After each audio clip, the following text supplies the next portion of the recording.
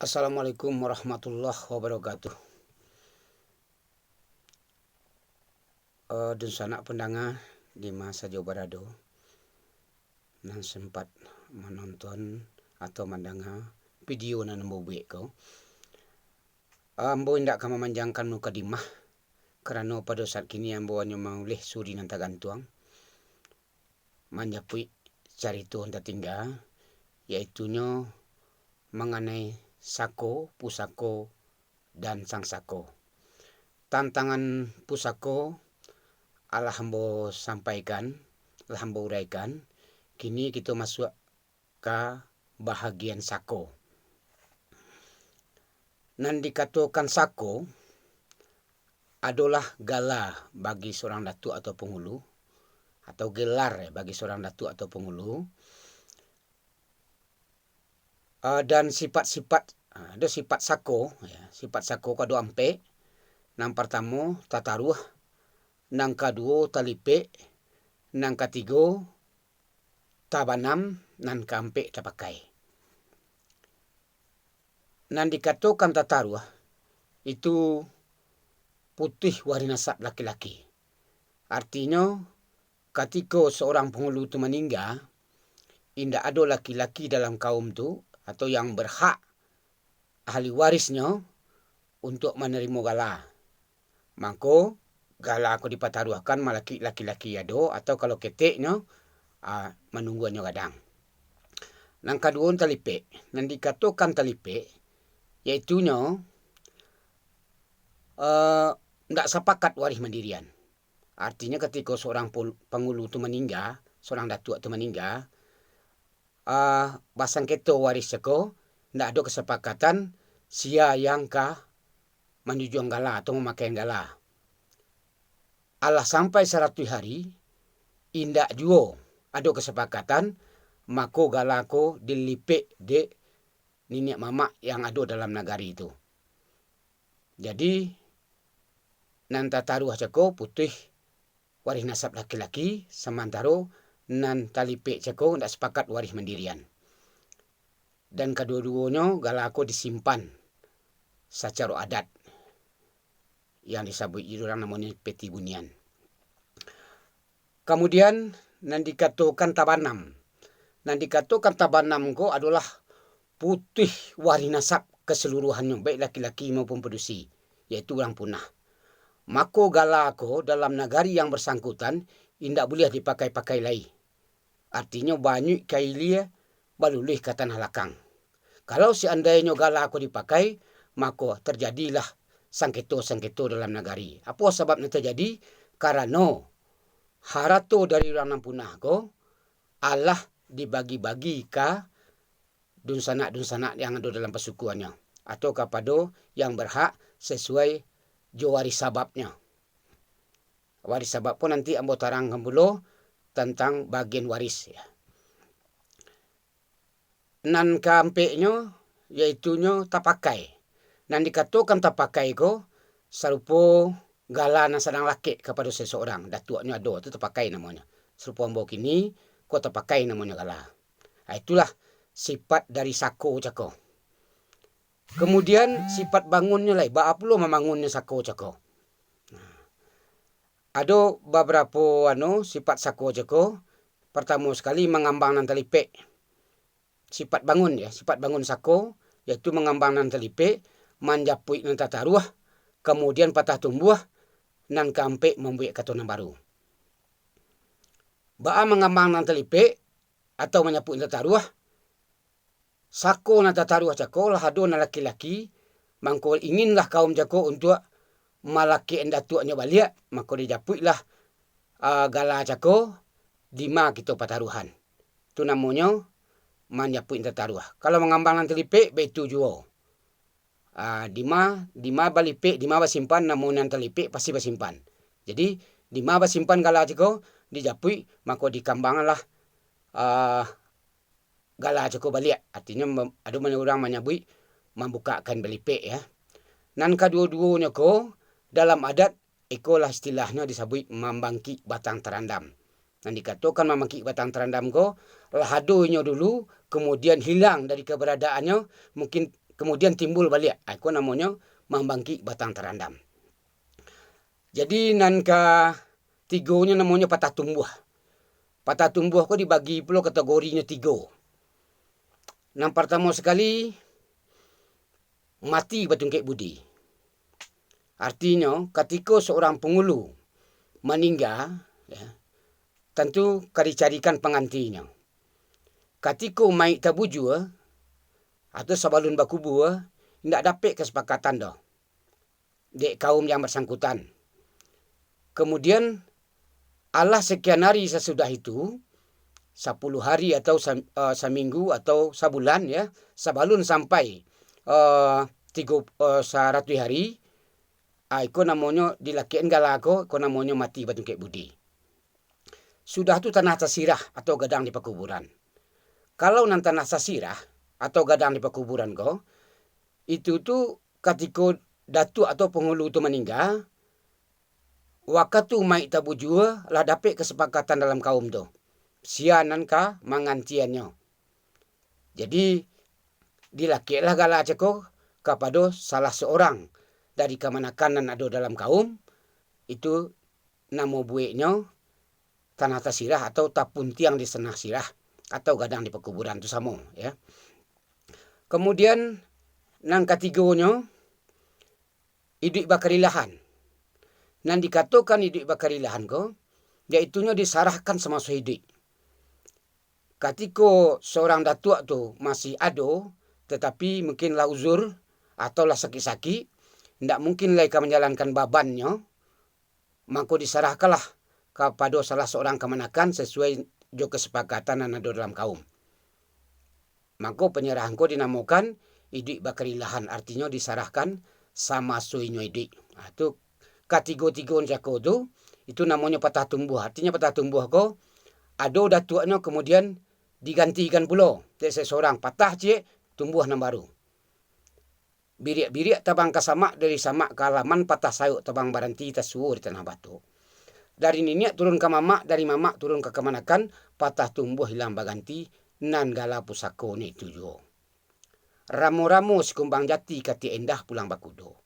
Patah tumbuh hilang baganti, gala pusako lah turun kanan mudo. Itu namanya patah tumbuh. Kemudian masuk kita nangka nomor 4, ya. Membuat katuanan baru. Dalam sifat bangun sako, membuat katuanan baru. Yang pertama sekali namanya pinang babalah duo atau padi sarumpun basibak duo. Nan dikatakan pinang babalah duo apabila seorang penghulu meninggal, kemudian sepakatlah warisnya atau kaumnya membalah di duo datuk cako. Sebab karena mungkin dek perkembangan anak kemanakan lah banyak, atau mungkin juga terjadi persengketaan atau barabui memakai datuk, mangko iko dibuatlah duo. Itu namanya pinang belah duo. Kalau seandainya pinang, dikatakan pinang belah duo ko, seandainya galanya datuk contohnya galanya datuk mudo misalkan, ya, mako gala nang kaduonya ko tetap datuk mudo, tapi basabut nan di belakang bertambah galanan. Datuk mudo nan hitam misalkan, datuk mudo nan putih, jadi dua galanya lah. Di datuk mudo jo tapi nan pakai nan di belakangnya. Bitujo nan padi serumpun basibak duo. Kalau nan pinang babalah duo jako, bedanya je padi serumpun basibak duo, pinang babalah duo jako urang satu ranji. Cik ranjinya, cik garis keturunannya, ingin membalah, itu namanya pinang balah duo. Kalau padi serumpun basibak duo, namun sarumpun, balai lain batangnya, artinya orang nan saulu indak semua royo. Artinya orang ku nak saranji. Bisa datangnya dari barat cik, bisa datang dari timur cik, dan malakuklah nyoka pada seorang datuk. Dan dulunya tu, diciklah nyo, dilakiklah gala datuk kainyo. Jadi kalau inyo membagi duo isuak namanya padi serumpun basibak duo. Biasanya orang nan duo datang cako, itu rumah gadangnya duo janjangnya. Itu nan biasanya. Dan babatih di tengah-tengahnya. Jadi berarti orang cik datua duo garis keturunannya, duo ranjinya. Itulah dikatakan pinang balah duo atau padi serumpun basiba duo. Kemudian ada namanya gadang menyimpang. Menguntiang si balangan baju. Sudah itu adalah menyebut ayah gadang batu basiba. Ada juga menyebut batu gadang ayah basiba. Itu sebutan saja ya, tapi nan umum secara adat dibaca gadang menyimpang namanya. Nan dikatakan gadang menyimpang ko, yaitunya gadang nang kedua menyimpang dari gadang nan pertama. Gadang menyimpang tu buiknya. Ada seorang penghulu, satu kaum, lah banyak anggota kaum jeko lah rami. Jadi ketika datuk niko masih tak pakai, masih laki, bersepakatlah kaum jeko ingin mendirikan datuk cik lai. Didirikan datuk cik lai kerana indak bisa nan surang kola untuk mengawasinya. Maka dualah kepemimpinan. Maka terjadilah situ tu namanya gadang menyimpang. Seandainya biasanya gala nang gadang menyimpang ko, kalau seandainya gala nang pertama tu datuk bandaro, maka nan dibuat baru ko, galanya datuk bandaro nan. Tetap pakai nan. Nan pertama tetap datuk bandaro jo. Nan keduanya baru pakai nan. Ya. Artinya bau juang galanya. Kalau nan pinang balah dua itu sama pakai nan kedua-duanya. Pinang balah dua itu bisa dilakukan di saat sako indak laki. Tapi kalau gadang menyimpang bisa dilakukan ketika sako sedang laki. Kemudian nan ketiganya mengali semua mematah rantiang namanya. Bagaimana mengali semua mematah rantiang ko? Artinya alum pernah ada penghulu dalam kaum koleh. Belum pernah berdiri selama inyo berada di negari yang bersangkutan. Belum pernah ada penghulu dalam kaumnya. Artinya, kau terjadi di orang nama lakok kepada suatu kaum. Jadi, caranya kalau inyo ingin mendirikan datua, duo terjadi di siko, yaitunya mengali semua mata rantiang ko. Pertama sekali namanya mengungguang membok tabang. Nan dikatakan mengungguang membok tabang ko, itu dikaji dari masa datangnya. Jadi mako galanya jeko bajapui kadima tampe asanya. Artinya penghulunya di suatu negari A misalkannya. Kemudian anggota negari A ko kemanakannya pai ke satu negari yang baru, negari B. Laba kambang pulau di situ dan inginnya mendirikan gala pulau di situ, maka dijaputnya lah gala ke negari A cako. Itu namanya mengungguang bok tabang. Jadi mau suapresonya. Itu dikatakan lawih nambah sibiran panjang nambah karatan.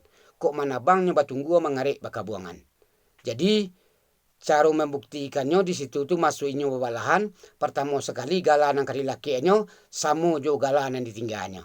Seandainya galanya di negari A cako datuk bandaro, maka nang kari lakiannya jo datuk bandaro di negari nan B. Itu diantarlah di balahnya cako diterima dah di mama yang ada di negari itu. Jadi itu namanya mengungguang mambok tabang. Kemudian ada jo ingguk mencakam batang tabang menumpu dahan namanya. Seseorang nama lakuk kepada suatu kaum, kemudian laba kambang ingin mendirikan penghulu, maka dimintalah gala katampeknya melakuk ceko. Diminta gala situ artinya ingguk mencakam batang tabang menumpu dahan. Artinya menyerah kepada mamak na watapati.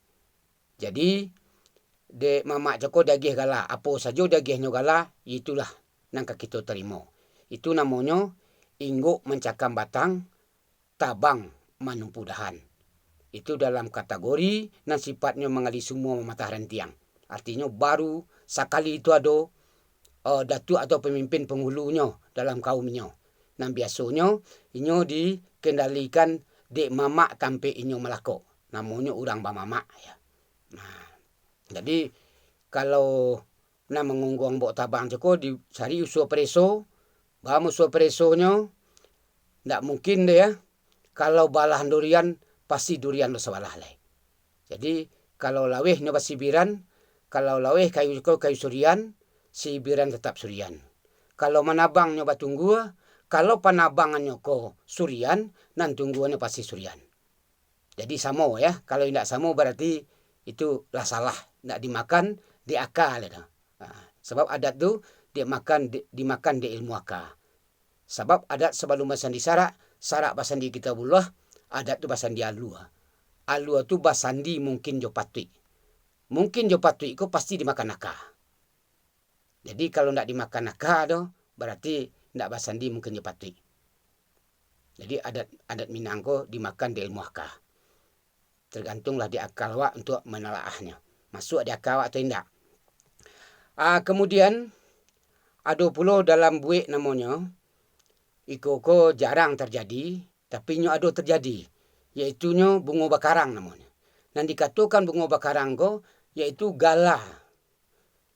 Gala ko gala hadiah yang diberikan kepada seseorang yang dianggap bajaso. Atau kepada orang serupa magih gala. Kepada pejabat-pejabat pemerintahan atau presiden ya, dagih gala. Dan gala ko dikarang di nagari. Nagari na magih gala kepada orang ko untuk sebagai penghargaan. Dan gala ko indak menyangkut jo harato pusako yang ada di Minangkabau. Anyo gala tu lah diagihan, yo lah meninggal ni so nak do gala. Bahkan secara wano indak lo nyo duduk rapik di balai wanagari tu. Di lapainyo ke nagarinyo, itulah sekedar itu saja. Berarti nyo pernah dianugerah gelar di pada satu daerah tu namanya tu bunga bakarang. Kemudian ada pula namanya runtuh banaian. Dikatakan runtuh banaian ko. Artinya nang sako coko runtuh bagi seorang pengulu nang sedang menuju baban ada ampek kategorinya. Nang pertama ta panjek di lansik masak, nang kedua ta mandi di pecuran gadiang, nang ketiga ta pesuntian menggunakan kambang, nang kampek terkunci di bilik dalam. Dikatakan ta panjek di lansik masak, yaitu seorang pengulu yang dinyatakan dalam ketentuan adat dalam Minangkabau atau adat selingkah negari, seseorang tu pengacau. Arti mengusui alam yang selesai, mengaruh nan janiah. Ili mudia memasah parang mengusui alam yang selesai. Nah, kalau orang ko ternyata dalam keputusan adat nyo pengacau, mangkonyo gugur di wilayahnya. Nah, contohnya, ketika namanya organisasi PKI dulu, lah dinyatakan di pemerintah sebagai organisasi pengacau, maka penghulu atau para penghulu nan terlibat PKI itu gugur di wilayahnya. Maka digantilah de kamanakan nan ada dalam kaum tu. Kemudian ada pula namanya temandi di pencurang gadiang. Yaitu apabila seorang penghulu jatuhnya gilo dalam anjujang baban, tibonya gilo. Itu kemungkinan terjadi. Bahkan pernah terjadi itu tu. Jadi maka iko juga gugur di wilayahnya. Kemudian tapasuntiang penggunaan kambang. Artinya seorang penghulu memperisri orang dalam keadaan bersuami. Orang masih luncarai lah di pabininya lah dek seorang penghulu cako. Kemudian terbukti, maka nang penghulu cako gugur di wilayahnya. Kemudian nang kampeknya tak kunci di bilik dalam. Iaitunya apabila seorang penghulu melakukan zina. Jadi terbukti melakukan zina, makanya gugur di wilayahnya. Nah, kesalahan nampik ko membuat seorang penghulu itu namanya runtuh sako ni sako, gugur di wilayahnya. Jadi kena runtuh ko banaian, cara banaiannya, maka disampaikanlah ke nagari banaian ni mama nagari ke rumah. Artinya di situ kok kumuh bahasa sah, kok kumah gabuak bajantiak. Artinya dibarasihan pakaian cekor dulu, baru dilakian kepada orang baru. Cara membarasihannya tergantunglah tu di adat salingkah negari masing-masing ya. Tidak mungkin kita uraikan di siko. Sebab itu tergantung prosesi di adat salingkah negari. Tapi namanya runtuh banaian. Itulah kira-kira mengenai sako ya. baik sementara mungkin ada ngan tak tinggal, tak lebih tak kurang, kerana ya maklumlah manusia kau bersifat khilaf, Tuhan Allah nama sifat kadim. Jadi lebih ada kurang, ambo mohon maaf, dan nantinya kita sambung pula balik ya. Tapi tu sana sebelumnya ambo terlupa pula ya. Mengenai sang sako, ambo langsung klasik sekali karena menanggung waktunya. Sang sako tu ialah yang sifatnya pakai memakai. Jadi sang sako cako tu itulah jabatan bagi seorang penghulu. Pangkat ya, jabatan dalam negari secara adat. Contohnya ada nyo jabatan Datuk Empek, ada Datuk Kampung, ada Datuk Andiko namanya, ada Datuk Suku namanya, tu jabatan namanya. Di jabatan ko sifatnya pakai memakai, boleh pindah-pindah, tapi ada ketentuan-ketentuan pula untuk memindahkannya. Tak sembarang pindah saja dah. Artinya untuk memindahnya tu, misalnya banang tak boleh dulih situ. Artinya untuk menyambung untuk pindahan tu sesuai pula lah bah kondisi orang dalam negari itu. Jadi nan dikatakan sang sako jeko, itunya nang sang sako. Artinya pangkat dan jabatan bagi seorang penghulu. Di kira-kira itulah nan ambo sampai dapat ambo sampaikan pada saat kini. Terlebih terkurang mohon maaf, ambo sudah membacakan. Wabillahi taufiq wal hidayah. Wassalamualaikum warahmatullahi wabarakatuh.